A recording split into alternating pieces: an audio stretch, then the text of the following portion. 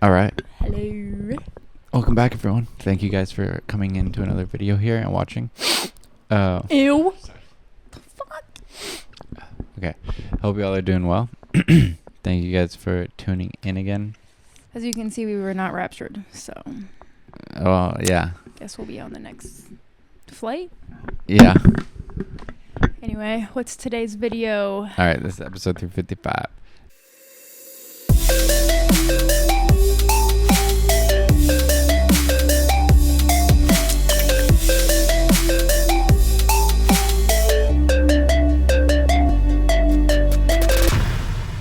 Okay. Another TLDR video. Do you remember that one video that was like 55? My sister literally just sent 55. me that on Instagram like 2 days ago. Really? She goes, "Do you remember this?" Yeah. Girlfriend's age 55. And then, My IQ what in the 55. butt? You said Oh what? yeah, with South Park. She sent me that too. If you're a millennial, you'll know what we're talking about. That wasn't South Park. No, I'm just saying. The what in the butt was South Park. No, it wasn't. That was Butters. I'm telling you. It was Butters. Originally, it wasn't from South Park. Really? Yeah, it was this dude on YouTube. Oh, so then, yeah, I think you're right. And then they took I it and know made a I'm skit right. out of it on South Park. Because Butters was like, I say what? In the butt. Yeah. Yeah, all right. Anyway. Anyway. So today's video is by TLDR News Global. Is American democracy in crisis? No shit. All right, let's see. Let's get an explanation. Yeah. Since Charlie Kirk's assassination, the political temperature in America has risen markedly. Republicans and Democrats haven't been on great terms for some time now, but partisan antipathy feels like it's reached a new high, with the Trump administration promising a sweeping crackdown on the, quote, radical left, and at least some Democrats accusing Trump of using Kirk's death to escalate his autocratic assault on Americans' institutions. I mean, realistically, yeah. I'm not saying this is what I believe, but like, if you view this from an outside perspective, Kirk's death or assassination, whatever, is really good fuel for the fire. Just saying. Yeah, Right. they wasted no time. He had a video ready to go, being like, "We're gonna, attack the left and whoever did this and blah blah blah." Before they even had any idea Yeah, of the person. I don't know. Yeah.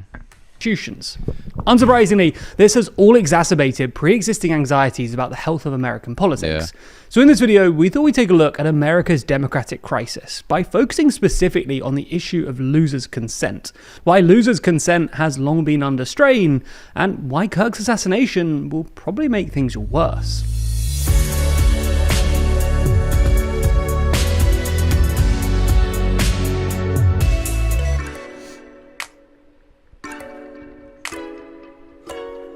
Never miss an episode and always feel in the loop by subscribing and ringing the bell. So, let's start by explaining the idea of losers' consent. This might feel like a somewhat abstract way into the topic, but bear with us, because we think it's a good way of condensing all the chaos of American politics into a neatish framework and demonstrating why America's democratic crisis is genuinely unique. In short then, losers' consent refers to the notion that the losers at democratic elections nonetheless accept the result, without resorting to violence or secession. Losers' consent is essential for the functioning of democracy for obvious reasons, not least because without it, elections no longer guarantee real transfers of power. Anyway, losers' consent is generally taken to rely on three things. First, a common sense of nation. This might sound odd. After all, lots of people these days see democracy and nationalism as somehow in tension. But a common sense of nation provides the basic reason for us, when we're losers, to accept what other people voted for. We consider those people fellow citizens and are thus happy to, at least temporarily, subsume our individual wants And to then Trump those of came the along. nation. To motivate this idea, just imagine that, say, France and the UK became one country, as was apparently suggested by French Prime Minister Guy Mollet in 1956. Damn. Governing would be impossible Guy because there would Mollet. always be a sense that the English were imposing laws on the French and vice versa. Yeah. Similarly, this is why multinational democratic projects often struggle. Much of the resistance to a more federal European Union, for example, stems from an anxiety that some nations might be outvoted by others. Yeah. It's also why Brexit put such a strain on the UK's constitutional order. While a majority of voters in England and Wales voted for Brexit, there was a sense in parts of the other nations, especially Scotland, that they shouldn't have to accept the outcome of a vote decided by another nation.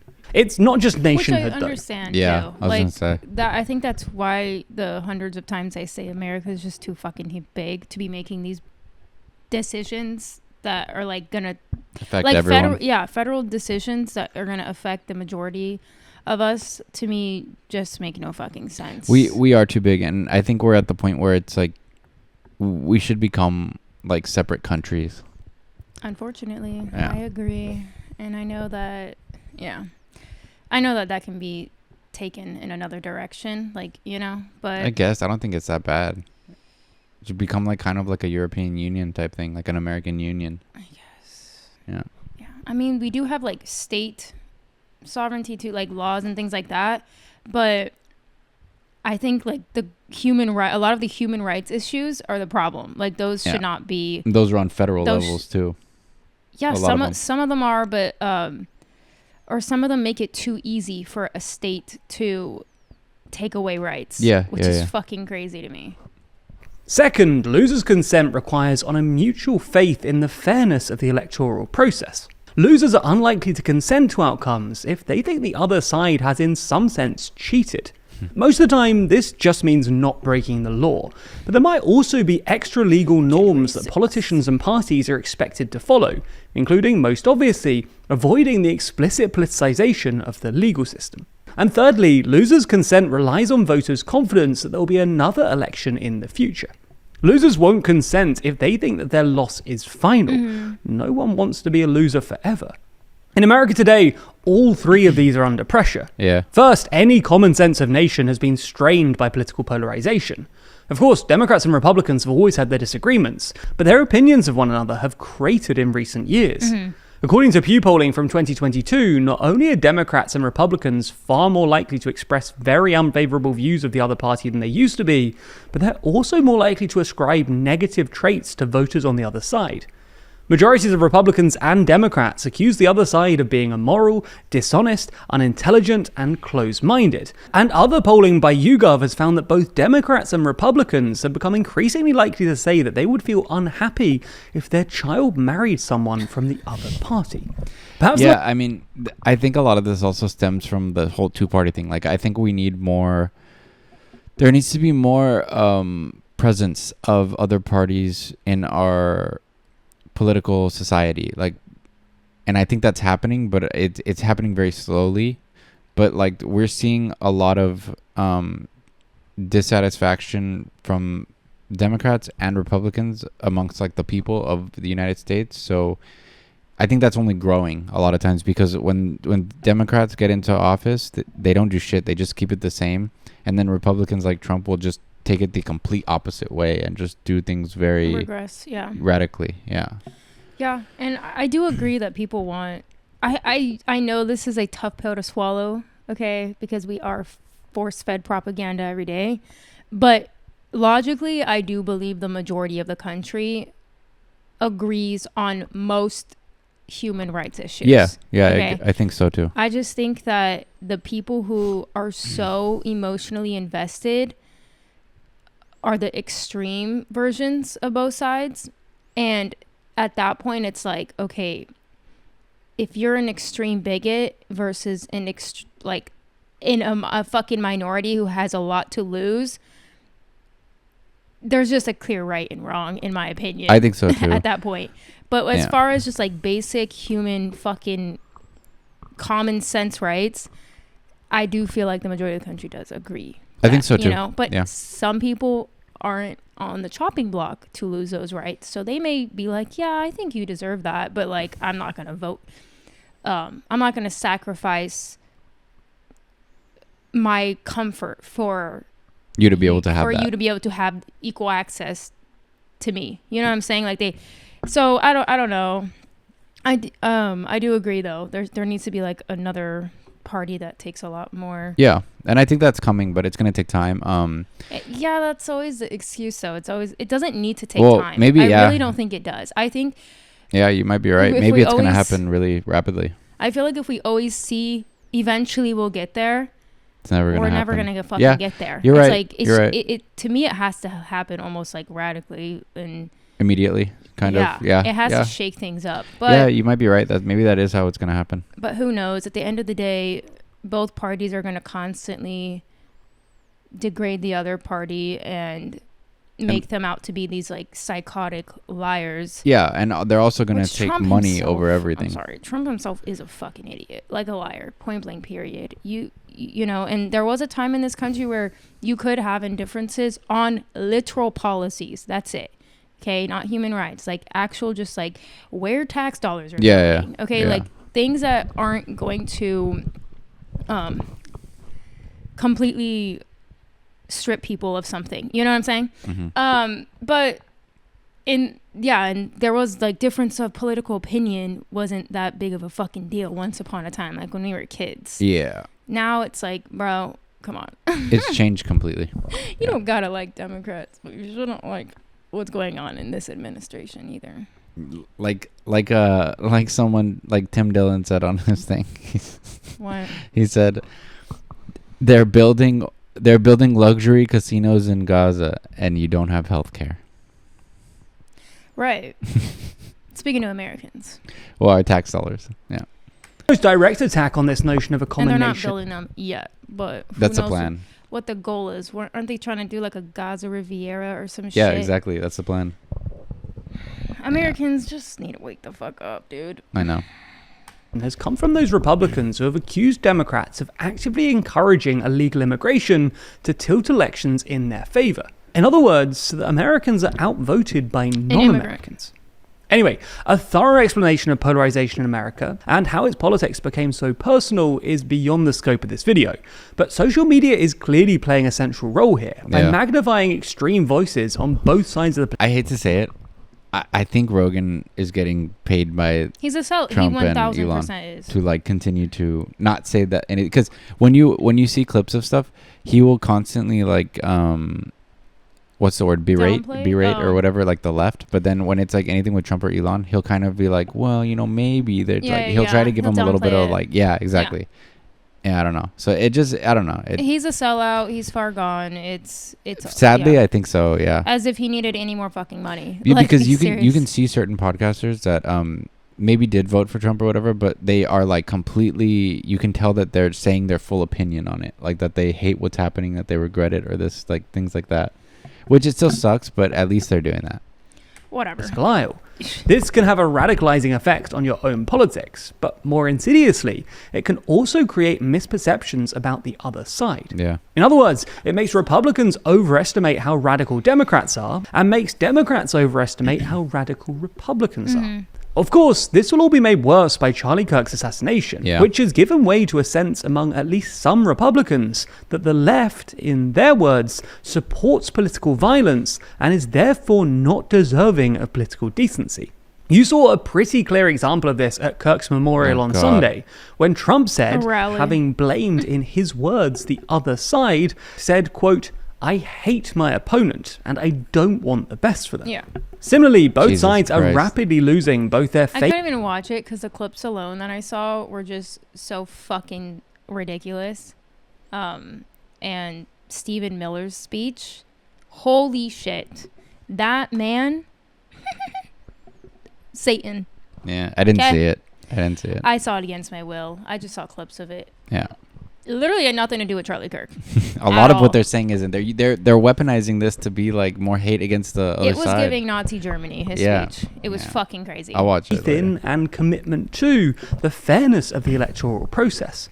Most obviously, Trump has continued to baselessly insist that he won the 2020 election.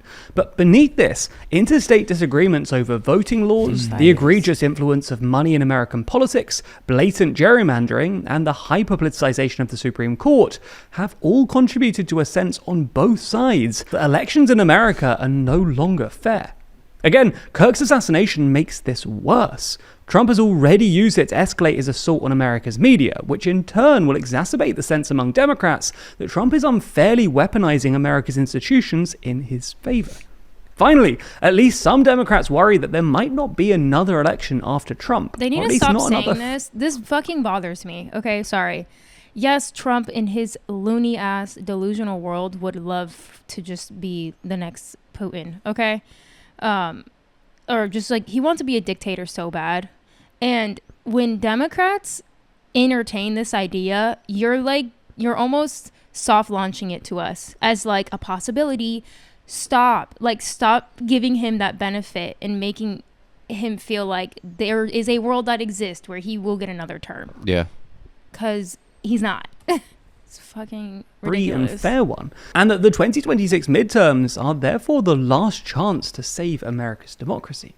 Conversely, for Trump and some other senior Republicans, there's a non-trivial chance that they could face criminal prosecution if they lost the next election. This isn't some far-fetched hypothetical. Earlier this year, special counsel Jack Smith claimed that Trump would have already been convicted for illegally trying to overturn the 2020 presidential election had he not... That's probably why he ran so hard and he got Elon to rig the election, you know what I'm saying? Honestly, he should still be able to get arrested. You're not exempt from law. You shouldn't be exempt from anything because you're the fucking president. Won in 2024. So what does this erosion of losers' consent entail for America? Well, most obviously, it increases the odds of contested elections. It also marks out America's democratic crisis as uniquely acute. After all, while the political temperature is rising across the globe, in most other democracies, losers' consent has generally held up. But more structurally, it disrupts the normal rhythm of democratic politics. Elections should provide relief. Both sides fight hard during the campaign, and then things calm down once the result has been decided. Without losers' consent, elections instead become flat. I still can't believe that so many people rationalize what happened on January 6th. If these were anyone else, they wouldn't make it past one of those doors. Yeah. Points, and politics get stuck in an endless, escalating cycle of partisanship. All right. It's been collapsing. That's what it says right here. Because the title of the video, I said, it's been collapsing. Take a drink every time he says both sides, but please have an ambulance on standby. Is the sky blue? Yeah. Anyway, I will say in my memory, this is the quickest election between him and Kamala.